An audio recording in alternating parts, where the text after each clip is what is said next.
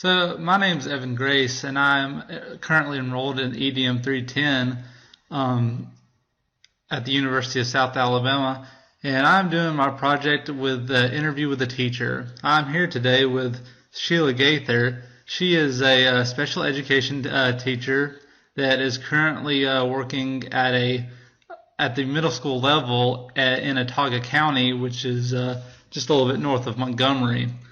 Um, I was really what I was wondering, Ms. Gaither, is we've been working with project-based learning a lot, and one of the things that I thought about is it's got a lot to do. Like it can be expensive, and knowing that you've been a teacher for years, what is your opinion on how it can affect the special education classroom?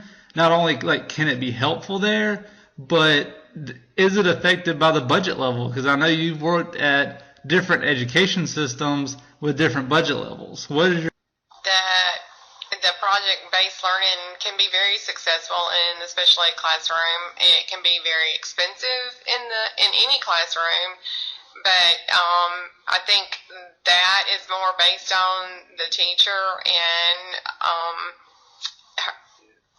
more on the teacher's willingness to find the resources than it is the project-based learning, because with students with disabilities we focus more on learning styles, and a lot of students learn better with the project-based learning, and it's just a matter of finding the things that they need. In my experience, I've found that there are a lot of businesses, there are a lot of people who are willing to donate the things that are needed for projects. It's just a matter of getting out there and finding it. But if you wait for the funding, that it can be a very expensive doing it like that.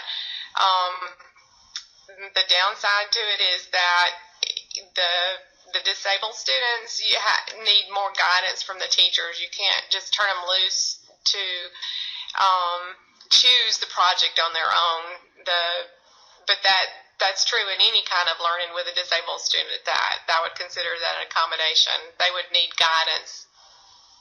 Well, that's one of the things that within working in this classroom in EDM 310, I've kind of learned that with project-based learning, you still have a teacher, but they're more of a mediator. They're more of a medium for the class to learn. They kind of get their feet wet and then send them on their way. It's still there to help.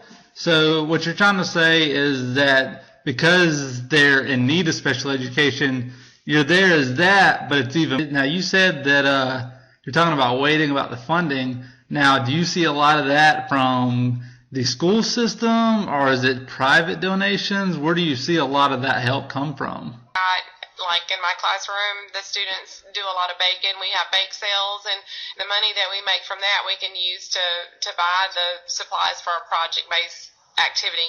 And in doing that, I found that administrators, when they see that you're willing to go the extra mile, they're more willing to help find funding from the school system itself. Now, I like how you brought up the baking. Now, is that something that you do for fun, or is that something that you could look towards as, say, teaching 21st century competencies where it's teaching them a skill that they could use later on in life? Like, how do you approach that aspect of the new age learning? Both. Because it's something the students enjoy and want to do, it can be something done as fun, but they can also learn a skill. There's a lot of, especially when you bake from scratch instead of using a mix or something like that, there are a lot of skills that can be taught through that, so you're doing both. Now, as far as like what are some of the things that, like, say for project-based learning, like the math skills, how do you approach stuff like that? What do you have the kids do? Well, I think actually personally, maybe I'm biased toward special education, but regular classes could probably learn from what we do in a special ed classroom. There are a lot of math skills in just a baking activity. You you get measuring, time telling, baking. You don't have a lot of the higher abstract math, algebras and physics and things like that, but you do have a lot of, you have safety, you're learning science and about solutions and mixtures. So there, you have to find the skills within the activity because they're there. And as far as you're talking about the bake sales go, I mean, do you let the children or help collect money where they could learn how to do that? Exactly. They collect the money. When we're done, they count the money so that we can figure out how much money we made. We learn banking skills. I teach them how to make deposits, and they do the purchasing. Whenever we come up with an activity, we make a list of supplies that we're going to need.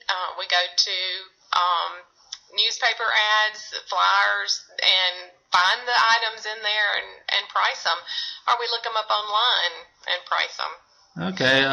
Yeah, I like how you do that because, I mean, the way I see it, it's almost as you could see with a succession of project-based learning, it could potentially level the learning field. Because I know going through high school, I never learned any of that stuff. And say if you incorporated what you do there also into, teaching them like the general ed classes skills, I could see that how that could really and eliminate the separation that you see that can be so harmful. Yeah, sure, but I ran out of time. Thank you for your time, though. I know you have a very busy schedule. And this has been a teacher interview with Evan Grace and Sheila Gaither. Thanks, Sheila Gaither. You're welcome.